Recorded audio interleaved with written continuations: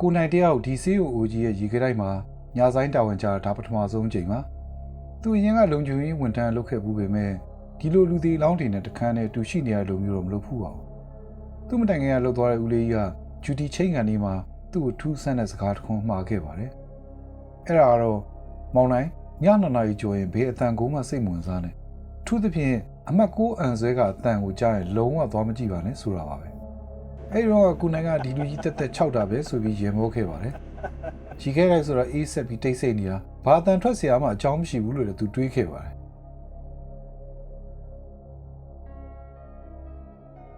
ည2 နာရီခွဲလောက်ရောက်တော့မိုးကတဲတဲမဲမဲရွာချလာပါတယ်ရီခဲတဲ့အမိုးတပြားပေါ်ကိုဝိဇက်ကြတဲ့ဆူညမ်းနေပါတယ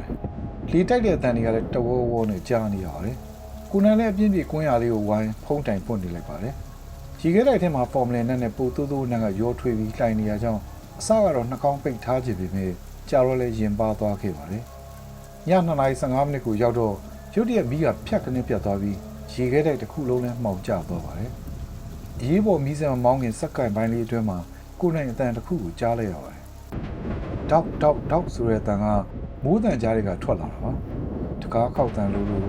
တန်ကိုလက်သေးနဲ့ကုတ်ချစ်နေတဲ့အတန်လိုမျိုးအတန်ပါကိုနိုင်ကဓာတ်မီးကိုကမန်းကတန်းဖွင့်လိုက်ပြီးအတန်လာရာကိုထိုးကြည့်လိုက်ပါတယ်အတန်ကလူသေးကောင်းတွေကိုထည့်သိမ်းထားတဲ့ရေခဲတက်တာအန်ဆွဲတွေကထွက်လာတာပါဒီတော့မှသူစိတ်ထဲမှာဦးလေးမှာခဲ့တဲ့ကိုသွားသတိရပါတယ်အမှတ်9အန်ဆွဲကိုသွားမကြည့်နဲ့လို့ဆိုပေမဲ့လည်းသူဓာတ်မီးလေးယောက်နဲ့အန်ဆွဲနံပါတ်တွေကိုလိုက်ကြည့်လိုက်မိပါတယ်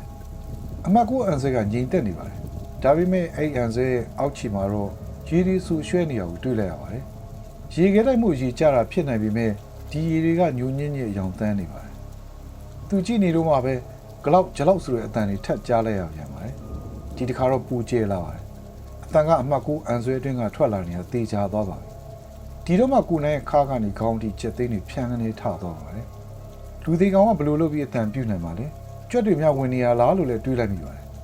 သူ့တောင်ဝင်အရာခြေနေကိုစစ်ဆေးဖို့အတွက်ကြောက်စိတ်ကိုမြူသိပ်ပြီးအန်ဆွဲနာကိုတဖြည်းဖြည်းချင်းတိုးသွားလိုက်ပါတယ်အနာရောက်တော့အေးဆက်နေတဲ့ငွေတက်ကသူ့မျက်နှာကိုလာရိုက်ခတ်ပါတယ်သူအန်ဆွဲလက်ကင်ကိုလှမ်းကင်လိုက်ချိန်မှာတော့အေးလုံးလို့သူ့လက်တွေတောင်ထုံသွားပါတယ်သူလည်းကြောက်ကြောက်နဲ့အသက်ကိုဝါးဝါးရှူပြီးအန်ဆွဲကိုဖွင့်လိုက်ပါတယ်ဝုန်းကနေအတန်နဲ့သူအန်ဆွဲကပွင့်လာပါတယ်သူအထဲကိုကြည့်လိုက်တဲ့အချိန်မှာတော့အထဲမှာဘာမှမရှိပါဘူးအန်ဆွဲကဗလာကြီးဖြစ်နေပါတယ်ဒီတော့မှကိုနိုင်လည်းတပြင်းချလိုက်မိပါတယ်ချက်တွေဝင်လာနေမယ်လို့တွေးလိုက်ပြီးအန်ဆွဲကိုပြန်ပိတ်ဖို့လုပ်နေတော့မှအန်ဆွဲရဲ့အတွင်းဘက်ကတန်ပြားပေါ်မှာတွေးလိုက်ရတဲ့အရာတစ်ခုကြောင့်သူကြောက်ရွံ့လို့ဖြစ်သွားပါတယ်အန်ဆွဲရဲ့အတွင်းဘက်တန်ပြားပေါ်မှာလက်သက်နဲ့ကုတ်ချစ်ထားတဲ့အရာတွေအများကြီးပါပြီးတော့လက်လက်ဆက်ဆက်သွေးစားသွေးနာတွေလည်းစွန့်ထင်းနေပါတယ်ဒါကအပြင်ကနေကုတ်ထားတာမျိုးမဟုတ်ဘူးထဲကနေတင်းရုံးကန်ပြီးကုတ်ထားတဲ့အရာတွေပါအဲ့ဒီချိန်မှာသူ့ရဲ့နောက်ဘက်တဲတဲစီကနေဆူဆွတ်ပြီးအေးဆက်နေတဲ့လက်တစ်ဖက်ကသူ့ပခိုးမူလာကင်ပါတယ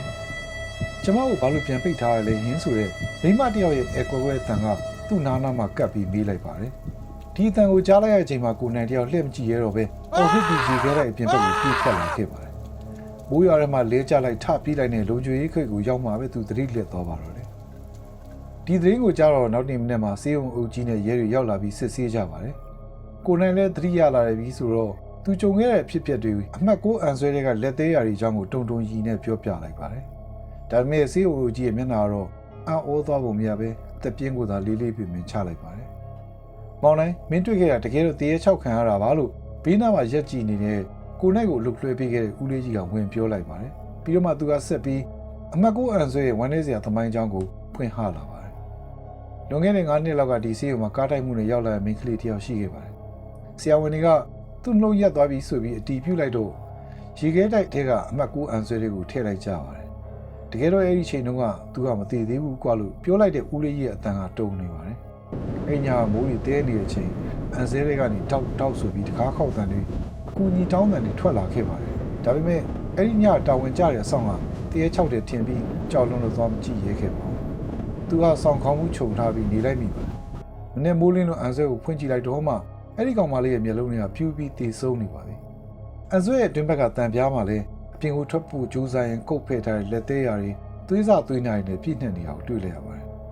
ဒီစကားကိုကြားတော့ကိုနိုင်လည်းစွန့်အားသွားပါတယ်ဒါဆိုသူမြင်ခဲ့ရတဲ့လက်သေးရာတွေကဟုတ်တယ်မောင်နိုင်ဆရာဝန်တွေစစ်ဆေးချက်အရ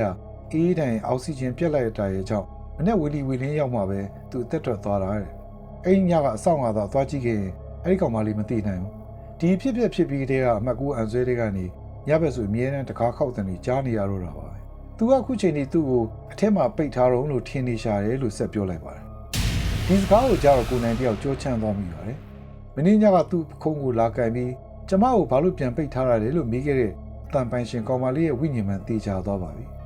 သူမကညာတဲ့ကုညီတောင်းဖို့ကြိုးစားနေပေမဲ့ဘယ်သူမှလာမကယ်ခဲ့တဲ့နာကြီးချက်နဲ့ကြံရစ်နေခဲ့ရတော့ဖြစ်ပါဘူးကိုနိုင်လည်းအဲ့ဒီနေ့ကစပြီးအလုတ်ထွက်သွားတာဒီနေ့တည်းသူ့ကိုဘယ်သူမှပြန်မတွေ့ရတော့ဘူး